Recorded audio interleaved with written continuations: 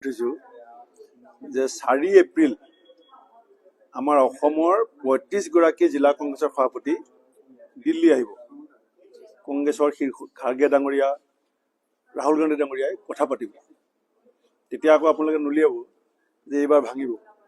আমাৰ 4 এপ্ৰিলত এখন মিটিং আমি আজি ফিক্স কৰিছোঁ। আমাৰ ৩৫গৰাকী জিলা সভাপতি আমি দিল্লীলৈ মাতিছোঁ।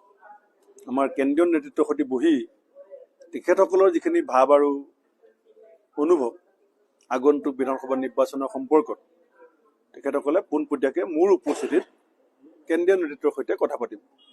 সেইকাৰণে মই আগতে কেলৈ ক'লোঁ, ক'ব নালাগে আচলতে, কাৰণ তেতিয়া হোৱা দোৱা লাগিব যে চব জিলা প্ৰেচিডেণ্ট মাতি নিছে, এইবাৰ বা কি হয়। দ্বিতীয়তে 7 আৰু 8 এপ্ৰিল গুজৰাটত আমাৰ AICC অধিৱেশন আছে। অসমৰ পৰা 42গৰাকী নেতা গুজৰাট যাব 7 আৰু 8 তাৰিখে।